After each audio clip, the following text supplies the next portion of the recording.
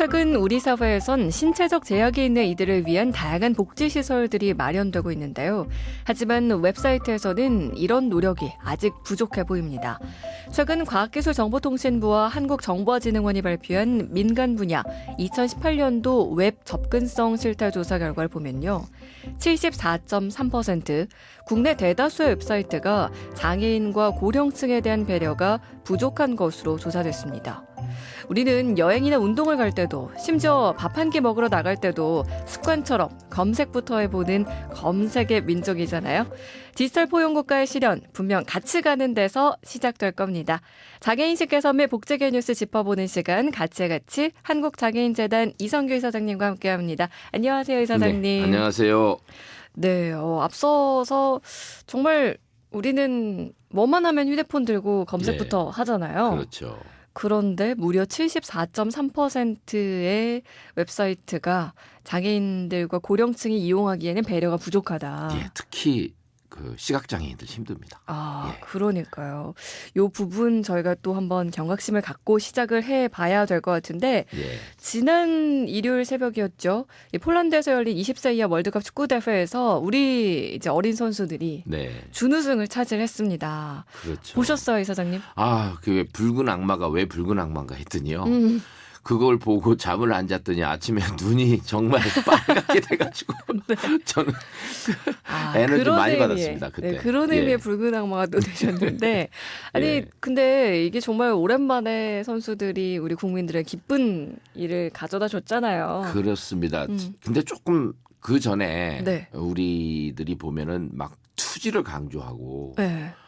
정말로 죽기 살기로. 예, 그렇게 하던 운동에서 이번에 청소년들 보니까 상당히 즐기더라고요. 그러니까요. 네, 그래서 그런 정말로 모습들이 즐거웠습니다. 더 저도. 이제 예. 국민들한테 어떤 인상을 준 게 아닌가 이런 생각도 드는데 혹시 뭐 시각장애인 축구 네. 이런 거 보신 적 있으세요? 본 적은 없고요. 예. 그 뉴스 하면서 이제 시각장애인들은 공 안에 방울이 들어있어서 방울 네. 소리를 따라서 축구를 한다 뭐 이런 예. 얘기는 들어본 적 있는 것 같아요.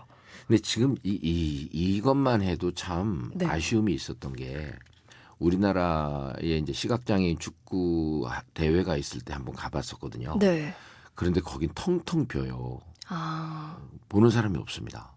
그 관계자들만 좀 있고. 네. 근데 제가 일본 대회를 한번 가봤어요. 네. 거기는 가족 단위로요. 많이들 와서 응원하면서 그 에티켓까지도 상당히 갖춰져 있더라고요. 네. 그래서 우리도 이런 부분들을 좀 활성화시켜야 되겠다. 그런 생각을 한 적이 있습니다. 네, 배울 건 또 배워야겠네요. 예. 그러면은 저희가 지금 간단하게 설명을 해드렸어요. 시각장애인 축구 같은 경우에는 방울이 들어있는 특수 공을 사용을 한다라고 맞습니다. 설명을 해드렸는데 좀 자세히 설명해 주실까요? 이게 이제 두 가지인데요. 네. 아예 못 보는 전맹부하고 네. 그다음에 약시부로 이렇게 나뉩니다. 그래서 전맹 같은 경우는 안대를 합니다. 아예 뭐 조금 보이는 것까지 차단하는 거죠. 네. 그리고 소리 나는 공으로 하고 또 한 팀당 5명으로 구성이 되고 네. 또 가이드가 있어서 이리저리 방향 같은 거 막 얘기하고 그런 건 좀 해줍니다. 아, 예, 그렇게. 아무래도 소리에 의지를 해야 하니까요. 예, 예. 그렇죠. 또 특히 그 골대 있는 쪽에서 막 소리 지르면서 안내를 하고 그래요. 아, 그걸 또 가이드라고 예. 부르는군요. 근데 왜냐하면 그래야 방향성을 알고 그쪽으로 공을 차거든요. 소리 나는 그 네. 공을. 그리고 이제 약시부는 일반적으로 풋살공을 사용을 합니다. 네. 그래서 안대를 끼지 않고 이런 경우는 약시니까 대강 보이니까 가이드도 없고 그렇게 하는데 상당히 흥미롭고요. 네. 아, 이거는 정말 그 많은 시각장애인들이 좀 즐겼으면 좋겠다. 저는 이제 제가 알고 있었던 시각장애인 축구 같은 경우에는 전맹부의 네. 예, 그런 예. 축구 형태였고 약시부 같은 경우에는 그냥 뭐 일반 축구 경기가 크게 다르지 않은 그렇게 이제 좀 세분화가 돼 있는데요. 앞서서 이제 소리에 의존해서 경기를 치르다고 얘기를 했잖아요, 저희가. 네, 그러다 네. 보니까 저희가 그 20세 이하 축구 대표팀 응원할 예. 때처럼 막 대한민국 막 대한민국, 이러면서 박수 네. 치고 막 이러면은 이게 좀 방해가 되겠네요. 이게 이제 경기장에서 그런 식의 응원은 못 하고요. 네. 그 공소리가 안 들리면 게임 자체가 형성이 안 되잖아요. 그렇죠. 그러니까 공소리가 들리도록 에티켓을 좀 발휘하고 음. 그런데 이제 골인했을 경우 네. 공소리가 필요 없는 그 순간 그럴 때는 조금 이렇게 소리내서 응원도 하고 격려도 하고 그렇게 해야 됩니다. 네, 좀 이번 기회에 시각장애인 축구에도 많은 분들이 좀 관심과 응원을 보내주셨으면 좋겠는데요. 축구 말고도 또 장애인이 즐길 수 있는 스포츠가 많이 있잖아요. 예, 물론 그렇습니다. 이제 활성화된 분야는 많진 예. 않지만요. 오늘 그 얘기 좀 해주실까요? 이제 사실은 이 스포츠라는 게 저 같은 경우도 요즘 매일매일 뭐 하루에 1시간 정도는 꼭 운동을 하는데 네, 이게 생활의 리듬하고 또 상당히 건강하고 관계되는 그런 느낌이 드는데 그렇죠. 장애인 스포츠도 역시 일반 스포츠랑 비슷하게 한 3가지 분야가 있습니다. 하나는 재활에 도움이 되는 그래서 주로 이제 특수학교나 장애인 거주 시설 이런 쪽에서 하는 재활체육이 있고요. 네, 우리가 이제 선수다 그러면은 이제 장애인 뭐 올림픽이라든가 패럴림픽이라든가 이런 데 나가기 위해서 하는 그런 엘리트 체육이 있고 네, 생활 속에서 생활인으로 하는 생활 체육이 있거든요. 네, 이렇게 3가지 있는 거는 비슷한데 네, 종목에서 이제 그 비장애인들도 할 수 있는 아까 말씀하셨던 배드민턴이라든가 수영, 축구 이런 것도 있고 네, 근데 이제 보치아라든가 네. 휠체어 럭비 이런 부분은 이제 장애의 특성을 고려한 그런 이제 그 스포츠라고 할 수 있죠. 아니 휠체어 럭비는 상상이 가는데요. 보치아는 좀 처음 들어보는 종목이거든요. 어떤 운동인가요? 그렇죠. 주로 이제 이 보치아는 그 뇌성마비 중증 장애인들이 네. 주로 하는 건데요. 공을 목표 지점에 누가 가까이 보낼 수 있느냐. 그래서 이제 공을 이렇게 던지기도 하고 어떤 경우는 공을 이렇게 관같이 있는데 그 네.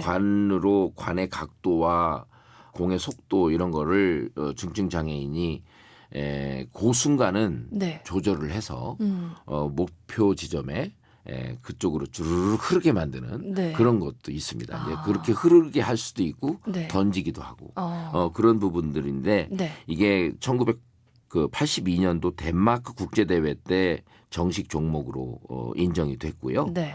우리나라에서도 보면은 그 뇌성마비 왜 오뚜기 축제 이런 거 하잖아요. 네. 그 뇌성마비 장애인들이 이런 보치아 그 경기들을 좀 즐기고 있는 상황입니다. 네. 아, 보치아 경기. 설명을 들어서는 네. 쉽게 상상이 가지는 않는 모습이긴 예, 한데요. 예. 한번 정말 볼 수 있는 기회가 된다면 관심을 가지고 봐야겠다. 뭐 이런 생각이 듭니다. 예. 사실 저는 마라톤이라고 하기엔 조금 부끄럽지만 가끔 이제 뭐 10km 대회나 이런 거는 예, 나가요. 예, 예. 그러면 주변에 그 시각장애인 마라톤 선수들이 네. 이제 주변에 도움을 받아서요. 예. 이렇게 끈으로 팔 한 군데를 연결해서 묶고, 예. 같이 이렇게 달리는 그런 모습들을 좀 자주 예. 봤어요. 예. 근데 반대로 뭐 실내 체육관에 배드민턴을 치러 간다던가 네. 뭐 탁구를 치러 간다던가 이럴 때는 사실 장애인 맞습니다. 분들을 잘 못 봤거든요. 그게 참 조금만 배려하면 되는데 체육관이나 이런 쪽에 같이 통합적 세팅 속에서 장애인 비장애인이 아무 생각 없이 그렇게 즐길 수 있는 체육시설이 많지는 않습니다. 그게 좀 안타깝죠. 그러니까 보통 우리가 운동해야지 말만 하고 막상 네. 하기 쉽지 않다 이렇게 얘기를 막 하잖아요. 예, 근데 이게 우리 같은 경우는 시간이나 의지의 문제지 그렇습니다. 어떤 시설이 부족해서 환경이 안 돼서 못하는 건 사실 아니거든요. 이것도 차별이 아닐까 이런 생각이 들거든요. 차별이죠.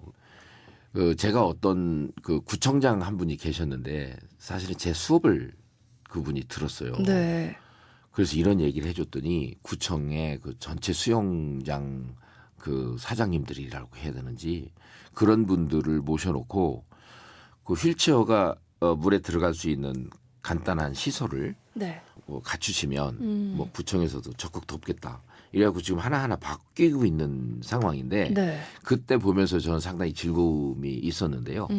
뭐 통계청 조사 같은 거 딱딱한 얘기지만 재작년에 장애인 복지 시설 및 뭐 사업 이런 부분들을 이렇게 그 현황을 내놓은 게 있는데 전국에 1,330여 개의 그 지역 사회 재활 시설이 존재를 하는데요. 네. 이 중에서 체육 시설 자체가 33개밖에 안 돼요. 아, 그러니까 체육을 할 수 있는 이렇게 따로 만드는 것조차 원래는 바람직하지는 않지만 그렇다고 그럼 나머지 시설들이 비장애인들 위주로 운영되는 그 시설 속에 장애인들이 참여할 수 있느냐? 뭐 그거 아니거든요. 네. 그래서 이 상당히 지금 체육 문제에 대해서 장애인들이 차별받고 있다. 그리고 최근 1년 동안 운동해 본 경험이 있느냐? 여기에 한 60% 정도는 체육 시설을 이용해 본 경험조차 없다. 이렇게 얘기하는 거 보면 장애인을 뭔가 조금 건강하게 만드는 권리 네. 이런 쪽에 좀 우리나라 상황이 좀 비껴져 있지 않느냐 그런 아쉬움이 있습니다. 그러면 하는 분들은 어디서 하고 있는 걸까요? 그냥 집에서 하거나 뭐 인근에 있는 뭐 등산로나 공원 같은 데서 이제 했다고 응답을 하고 있는데요.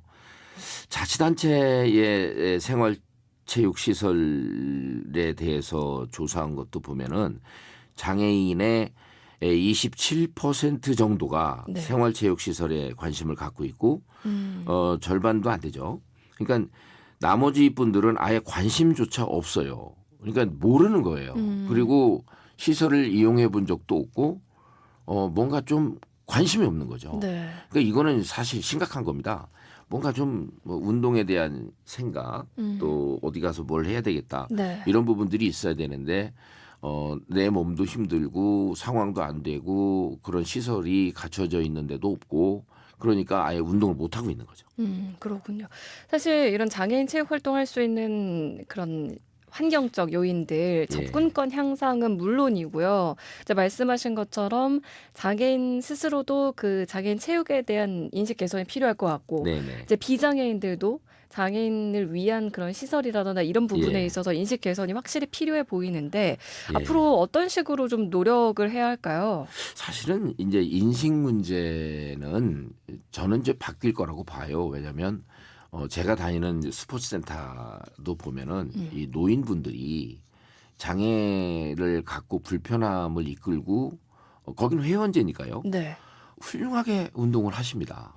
근데 그 회원이니까 귀중한 하나의 그 돈줄이잖아요. 그러니까 그 시설에서는 상당히 잘 모셔요. 그러면서 그분들에 대해서 배려를 하는 걸 보면 이제는 이게 이제 퍼져나갈 수밖에 없다. 네. 왜냐하면 연세가 들면서 전부 다 이제 장애가 생길 수밖에 없는데 네. 그래서 이제 인식은 개선이 되겠지만 지금 보면은 32% 정도가 비장애인과 장애인들이 같이 운동하는 부분들에 대해서 뭔가 여론조사를 해보면 그게 좀 부정적으로 나타나거든요. 근데 이거는 부정할 게 아니에요. 네. 왜냐하면 몸이 불편한 분들이 이제 자꾸 생겨나는데 네. 그분들하고 같이 운동을 하고 그 건강을 같이 지켜야죠. 네. 예. 맞습니다. 정말 우리 인식이 스스로 많이 바뀌어야 한다는 걸 이 시간을 통해서 매번 이제 깨닫고 있는데요. 이런 또 시설을 만들려면 이게 민간 영역에서도 당연히 뭐 이렇게 할 수 있지만 정부나 이런 정부 차원에서 관심과 노력도 필요해 보이거든요. 그렇습니다. 사실은 이제 이 우선 공공 영역에 있는 뭐 헬스클럽이라든가 체육관이나 이런 데부터 네. 그 비장애인 쪽으로 설계되어 있는 것들을 이제는 좀 장애인이 통합되는 네. 그런 그 환경으로 자꾸 바꿔나가 줘야죠. 사실은 아까 수영장 말씀드렸지만 구청에서 운영하는 수영장이 있다. 그러면요, 그냥 장애인이 간단해요. 휠체어 타고 리프트 같은데 그 옆에까지 갔다가 휠체어가 들어갈 수 있으면 제일 좋지만 휠체어도 그 때가 묻고 뭐 먼지도 있고 흙도 묻고 그럴 거 아니에요. 그러면은 휠체어 세워놓고 리프트에 옮겨 앉기만 하면 네. 그 리프트를 본인이 돌려도 되고 거기에 있는 그 스텝 한 명이 리프트를 밑으로 물속으로 넣어주기만 하면 되거든요. 그럼 수영하다가 그럼 그쪽으로 나오면 다시 반대로 해서 나오면 되고 네. 그 간단한 그런 그 인식 개선 또 간단한 생각의 변화 이런 부분들이 정말 모든 사람을 행복하게 할 수 있는 거죠. 예. 네. 정말 장애인뿐만 아니라요. 또 이제 네. 비장애인과 함께 이용할 수 있는 시설도 많아지면 네. 더 좋지 않을까 뭐 이런 생각도 좀 듭니다. 그렇습니다. 네. 오늘 장애인 스포츠에 대해서 이야기를 쭉 해봤는데요. 네. 앞으로 바꿔 나가야 될 게 참 많아요, 이사장님. 그렇죠? 많죠. 이게 우선 그 작은 정성부터 특히 행정하고 정치하는 분들이 생각을 좀 바꿔야 되고요. 지금 뭐 150개의 장애인 체육시설을 신규로 건립을 하겠다. 2025년까지. 저는 사실은 이런 거는 반대예요.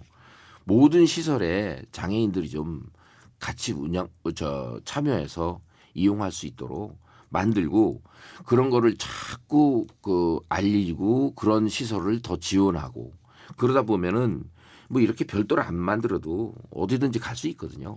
이제 그렇게 해야만 되는데 뭔가 지금 이제 과도기죠. 네. 맞습니다. 이게 참 쉬운 일이 또 아니기 때문에 이게 한꺼번에 다 바뀌지 못하는 그런 예. 부분들이 있는 건데요. 예. 앞으로 또 많은 지원과 관심이 필요해 보입니다. 예. 이사장님 오늘 끝으로 예. 신청곡 준비해 오셨다고요? 예. 요즘 뭐 방탄소년단 상당히 우리 청소년 축구단 못지않게 국위선양을 한다고 해야 되나? 그런데 네. 그 제목이 참 좋아요. 방탄소년단의 피, 땀, 눈물. 맞습니다. 이걸 또 좀 듣고 스포츠하면 피땀 눈물 없이는 결과가 나올 수 없죠. 이 노래 들으면서 이사장님과는 인사 나눌게요. 지금까지 우리가 내딛는 한 걸음 한 걸음이 우리 사회의 장애인식을 바꾸는 걸음이 되는 시간. 같이 한국장애인재단 이성규 이사장님과 함께했습니다. 오늘 말씀 고맙습니다. 네, 감사합니다. 내 피땀 눈물 내 마지막 춤을 다 가져가